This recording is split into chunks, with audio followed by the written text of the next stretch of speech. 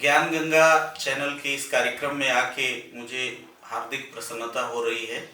आपकी पूरी टीम को ऐसे गंभीर विषयों पर कार्यक्रम करने के लिए मैं सबसे पहले अपनी बधाई देता हूँ।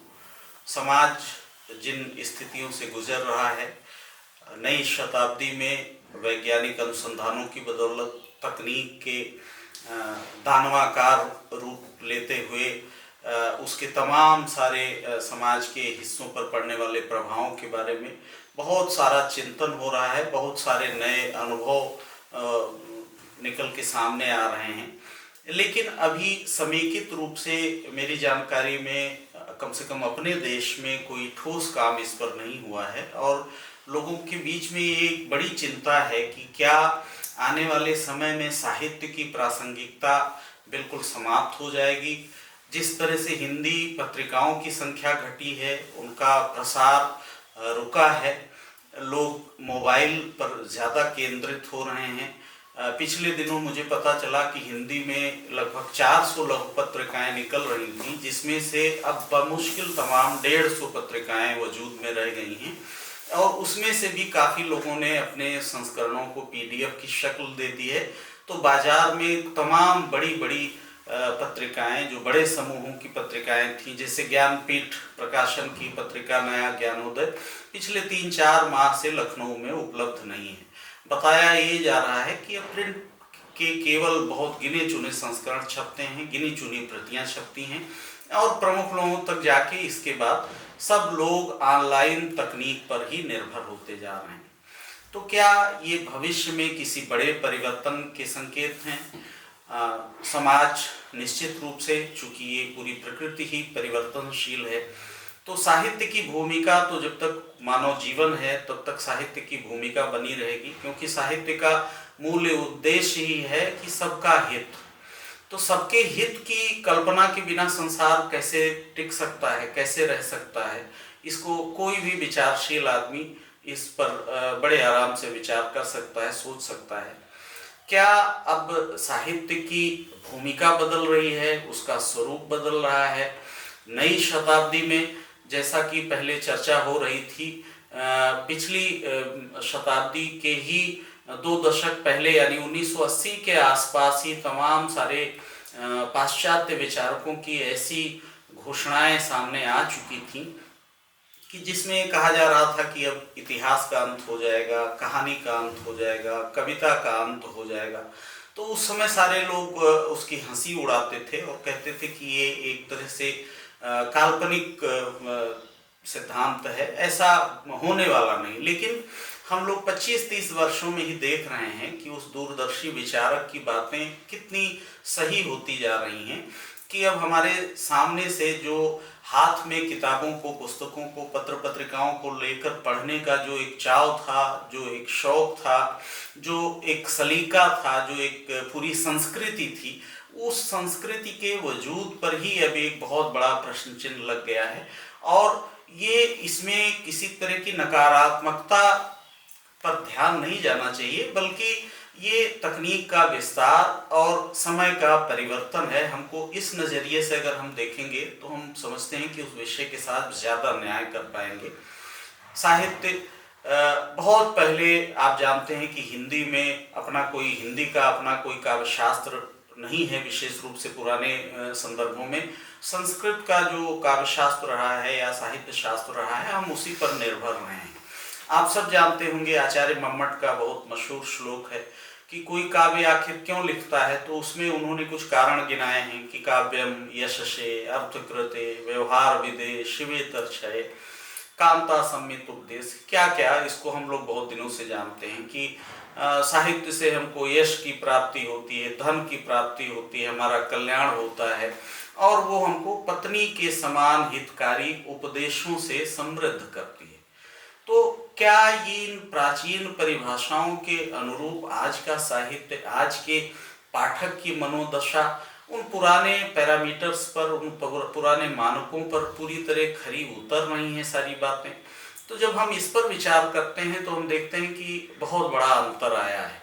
और उस अंतर के पीछे, अब मैं आ रहा था तो मुझे किसी ने वसीम बरेलवी का शेर सुनाया, मैं सोचता रह गया बहुत देर तक। शेर बड़ा साधारण सा है। वो कहते हैं कि उसी को जीने का हक है जो इस जमाने में, उसी को जीने का हक है जो इस जमाने में, इधर का लगता रहे और उधर का हो जाए। हमने कहा देखिए, अब साहित्य इसमें भी अपने समय के यथार्थ को व्यंजित कर रहा है, वर्णित कर रहा है। क्या यह समय, इसको एक अवसरवादी समय के रूप में हम परिभाषित कर सकते हैं? क्या पुराने जितने हमारे सामाजिक मूल्य थे, हमारे जो तमाम सारे हमारे पूर्वजों के, ऋषियों के, कई पीढ़ियों के जो चिंतन से फलीभूत निःसृत जो ज्ञान की थाती हमको मिली थी, क्या उसमें अब कोई परिवर्तन की आवश्यकता है? क्या पुराने हमारे सारे मानदंड, पुराने हमारे सारे सिद्धांत अब नाकाफी हो रहे हैं नए समय को पहचानने के लिए? ये सब बड़े गंभीर प्रश्न हैं और मैं बहुत बधाई देता हूं कि आपने इन प्रश्नों पर एक श्रृंखला शुरू की है।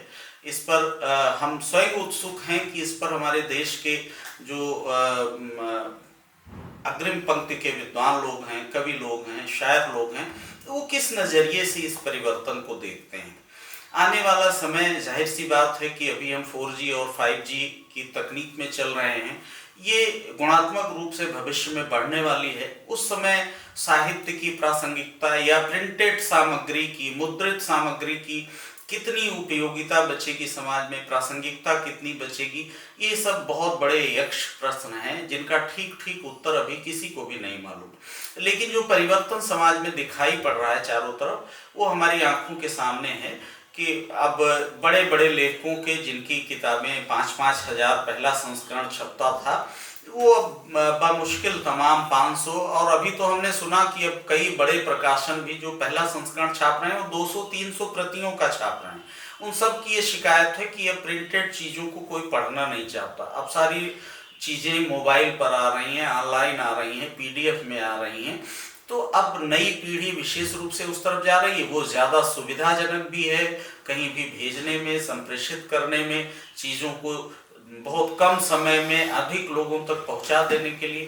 तो जाहिर सी भी बात है कि जो नई सुविधाएं लेके तकनीक आई है, उस तकनीक को हम किन्हीं पुराने मूल्यों और सिद्धांतों की दुहाई देते हुए उसकी तरफ से आंख नहीं मूंद सकते। वो हमको अपनी तरह से चलाएगी और हम चलने के लिए विवश होंगे। लेकिन जो सबसे बड़ा मूल प्रश्न है हमारा कि क्या साहित्य का जो उद्देश्य था, मनुष्य मात्र के हित का जो प्रश्न था, वो प्रश्न भी कहीं क्या अवमूल्यित हो रहा है इस नए समाज में? अगर ऐसा हो रहा है तो उसको रोकने के लिए कौन कौन से प्रयास किए जाने चाहिए? जो हमारा बुद्धिजीवी समाज है, जो भी विचारशील लोग हैं, वो इस दिशा में किस तरह के प्रयासों की तरफ इंगित करते हैं या संकेत करते हैं, या उनकी अपनी कल्पना क्या है भविष्य के बारे में? इन सब प्रश्नों पर चर्चा होना ये बड़ा शुभंकर है और इससे तमाम तथ्य ऐसे निकल के आएंगे जो भविष्य में हमारे पूरे मानव समाज के लिए बड़े हितकर होंगे। इतना अवश्य है कि साहित्य, जब तक मनुष्य मात्र की स्थिति इस संसार में है, जब तक जीवन है, तब तक साहित्य की उपयोगिता है, तब तक साहित्य की प्रासंगिकता है, क्योंकि वो हमें तमाम सारे अपने परंपरा से लेके, अपनी संस्कृति से लेके और पूरे विश्व के जो हमारे मानव जाति के पूर्वजों ने जो अपना नवनीत इकट्ठा किया है विचारों का, उससे लाभ देने में हमको हमेशा साहित्य ही हम तक संप्रेषित करता रहा है उन चीज़ों को। तो इस वजह से साहित्य की भूमिका कभी भी खत्म नहीं हो सकती। उसके रूप बदल सकते हैं, उसके प्रकार बदल सकते हैं, उसके प्रस्तुतियों के तरीके बदल सकते हैं, तकनीक की वजह से, वैज्ञानिक अनुसंधानों के विकास की वजह से उसके प्रस्तुतिकरण में अंतर आ सकता है। लेकिन साहित्य की उपयोगिता और प्रासंगिकता निर्विवाद रूप से, निस्संदेह रूप से हमेशा रहेगी जब तक मनुष्य का जीवन है। क्योंकि इस पृथ्वी पर पृथ्वी को बचाने के लिए, प्रकृति को बचाने के लिए, जीवन को बचाने के लिए तमाम सारे ऐसे जो जीवन को गति देने वाले, दिशा देने वाले और हमारी इस पृथ्वी पर मनुष्य जीवन को और हरा भरा और सुंदर देखने की कामना करने वाले जो भी ऐसे लोग हैं, उनके लिए निश्चित रूप से साहित्य के कोई नए रास्ते तलाशने होंगे, कोई नई पद्धतियां विकसित करनी होंगी। हमको नई पीढ़ी तक साहित्य को पहुंचाना होगा। उसके लिए हमको उसके स्वरूप में, विषय में भी परिवर्तन करना पड़ सकता है, प्रस्तुतिकरण के तरीकों में हमको परिवर्तन करना पड़ सकता है। तो जो भी तरीके होंगे, समय ही अपने ढंग से चीज़ों को विश्लेषित करके नया रास्ता निकालेगा। लेकिन मैं इस बात पर बिल्कुल दृढ़ हूँ कि साहित्य की भूमिका, साहित्य की उपयोगिता, साहित्य की प्रासंगिकता सदैव बने रहेगी। अब साहित्य चूंकि अपने समय से निश्चित रूप से प्रभावित होता है, बहुत दिनों तक हम सब जानते हैं कि साहित्य की यही परिभाषा रही कि साहित्य समाज का दर्पण है। बाद में उसमें प्रेमचंद जी की परिभाषा वो और ज़्यादा अर्थपूर्ण लगती है कि साहित्य समाज के आगे चलने वाली एक मशाल है जो सबका पथ प्रदर्शन करती है। इन सारी तमाम पुरानी परिभाषाओं के आलोक में जब हम देखते हैं कि साहित्य क्या इन पूर्वजों की इन परिभाषाओं के अनुसार अपने उद्देश्यों की पूर्ति में अपने देश में सफल रहा है, हमारी जो भाषा है हिंदी भाषा विशेष रूप से उसका साहित्य एक बड़ा दुखद पहलू है कि हिंदी भाषा के संपूर्ण साहित्य पर विशेष रूप से पिछले 3-4 दशकों में जो लिखा गया उस पर एक बड़ा आरोप ये है कि वो एक विचारधारा विशेष से बहुत ज़्यादा प्रभावित रहा। उस विचारधारा के प्रसार के लिए हिंदी साहित्य का, हिंदी की विभिन्न विधाओं का, कविता, कहानी, नाटक, उपन्यास, इन सब का उपयोग किया गया और ऐसा सिद्ध करने की कोशिश की गई कि जैसे लगता था कि भारत का जो पुराना अतीत है उसमें साहित्य की या साहित्य के उद्देश्यों की या साहित्य की प्रासंगिकता की, इन सभी मुद्दों पर विचार नहीं हुआ, जबकि ये बिल्कुल एकांगी और एक तरह से ये बौद्धिक बेईमानी थी। हम बहुत ही शुक्रगुजार हैं सोशल मीडिया के और तकनीक के कि इस तकनीक ने अपने विस्तार के साथ तमाम ऐसे जो बेईमानी से भरे हुए प्रयास थे, इन प्रयासों को बेनकाब कर दिया है। सोशल मीडिया की वजह से तमाम सारे संपादकों की दादागिरी जो अपने एक गुट विशेष का वो हमेशा उसको लेकर चलते थे और एक किसी विचारधारा विशेष पे किसी को उखाड़ने के लिए, किसी को पछाड़ने के लिए, किसी को गिराने के लिए, किसी को उठाने के लिए साहित्य का जो दुरुपयोग किया जाता था, सोशल मीडिया ने उन सभी चीज़ों पर अंकुश लगा दिया है। तो हम बहुत आशान्वित हैं कि भविष्य में साहित्य की भूमिका नए सिरे से तय होगी, उसके स्वरूप में कुछ परिवर्तन होगा, लेकिन जो उसका मूल उद्देश्य है मानव के हित की कल्पना, मानव के हित का विधान, वो साहित्य निश्चित रूप से सदैव उस दिशा में कार्य करेगा, डटा रहेगा। अगर वो मनुष्य मात्र के कल्याण की बात नहीं सोचता है तो मेरी नज़र में वो फिर साहित्य ही नहीं है, फिर वो कुछ और हो सकता है।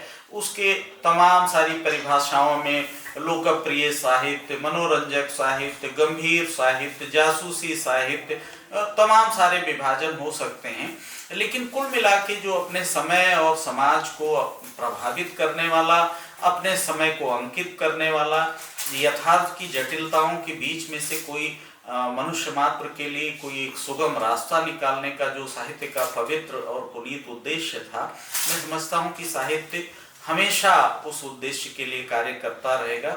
मुझे बहुत प्रसन्नता है कि आप सब इस गंभीर विषय पर काम कर रहे हैं। आप सब दोबारा जब कभी भी मुझे बुलाएंगे तो मैं और थोड़ा तैयारी से आपके बीच उपस्थित होऊंगा। आप सबका बहुत बहुत धन्यवाद।